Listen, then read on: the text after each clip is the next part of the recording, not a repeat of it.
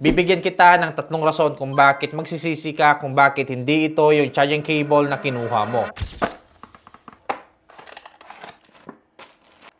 Unang-una, syempre, yung charging capability niya, up to 240 watts yung kanyang max output. Fast charging ito halos sa lahat ng device at hindi lang pang smartphone, pwede mo siya gamitin sa mga laptop. Pangalawa, yung design at yung build quality. Gawa na ito sa alloy at syempre, braided na rin yan kaya mas durable. At kung bakit nagustuhan ko yung flat na yan, pwede mo siya gamitin ng paganto.